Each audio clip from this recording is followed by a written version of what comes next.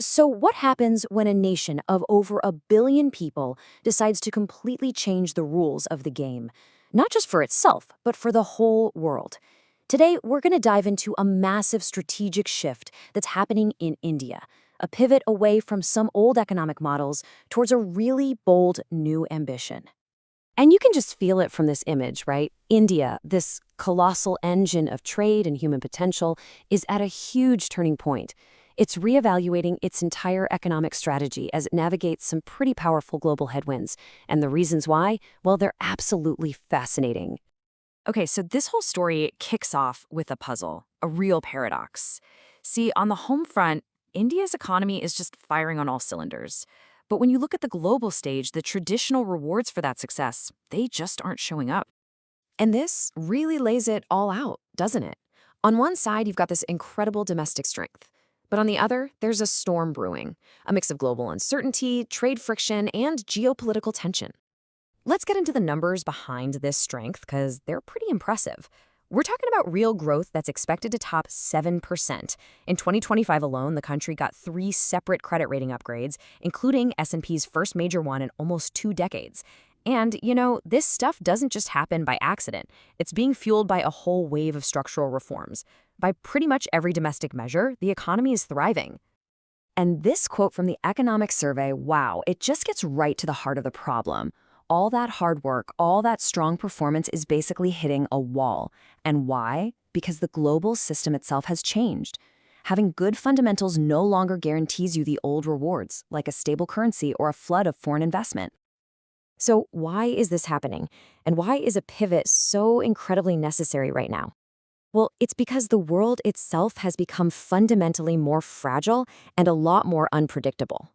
You see, the old era of predictable, coordinated globalization, it's kind of fading. We're now in an environment where countries are more distrustful, investors are way more cautious, and small shocks can spiral into major crises really, really fast. And the outlook for 2026 isn't exactly rosy. Just look at this breakdown. There's a 45% chance of what's called managed disorder. Think constant volatility and friction. Then there's another 45% chance of a disorderly breakdown, where rivalries heat up and trade becomes a weapon. So you add that up, and that's a 90% probability of some kind of major instability.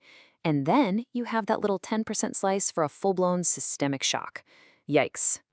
And listen, these are not abstract risks. We're talking about trade decisions being driven by national security now, not just what's most efficient. You've got massive debt-fooled bets on AI creating new weak spots. The price of gold, which is a classic fear gauge, is surging. That signals widespread caution, and entire supply chains are being rerouted because of political pressure. So, faced with this new reality, what do you do?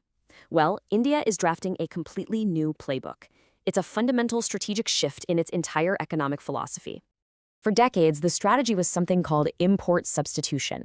The idea was basically defensive. You build up walls to protect your local industries from the outside world and try to make everything you need at home.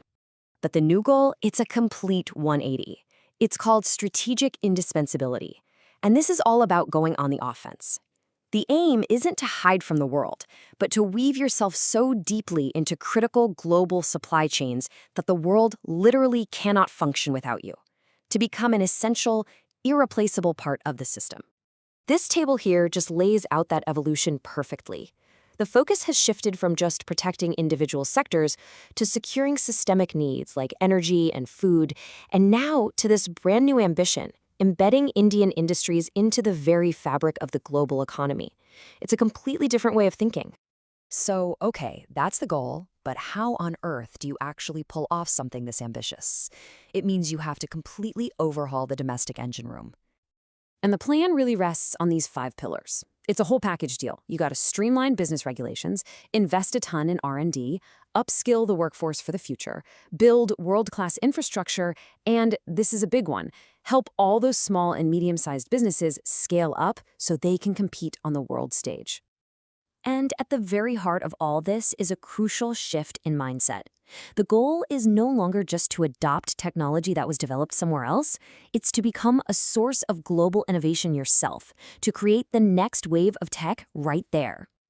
And that's why you hear so much about advanced manufacturing being central to this strategy. It's not just about making fancy products. The source argues that its unforgiving nature, the brutal demands of global competition, super thin margins, high quality standards, it forces the entire system to get more efficient and more capable. It's like a powerful discipline coach for the whole economy. And this isn't just talk. We're seeing major government initiatives designed to build this whole new ecosystem. Everything from PLI schemes that reward production, to the National Manufacturing Mission, to massive investments in logistics, and even a new National Research Foundation. The pieces are really being put into place. All right, so let's bring this all together. What's the big takeaway from all of this? Well, it's the sheer scale and, maybe more importantly, the incredible urgency of the challenge. The stakes here are just immense. To put it in perspective, the National Manufacturing Mission alone is aiming to generate 143 million new jobs by 2035. I mean, just think about that number. That's the staggering scale of the ambition we're talking about. And I have to say, I love this metaphor from the survey because it perfectly captures the spirit of this moment. Building these deep capabilities is a marathon, right? It's a long-term project. But the fragile state of the world means it has to be run at the pace of a sprint. There is simply no time to waste. When you boil it all down, the entire strategy is about this one idea. It's about taking these powerful forces of global disruption, all the uncertainty, and this big realignment, and instead of being a victim of them, finding a way to harness them, to actually turn those headwinds into powerful tailwinds that drive the country forward. Which, of course, leaves us with the big question. This is a bold, high-stakes gamble. It's a complete reimagining of India's economic identity. So will this pivot actually succeed in making India not just another player, but a truly indispensable part of the 21st century global economy? That's something only time is going to tell.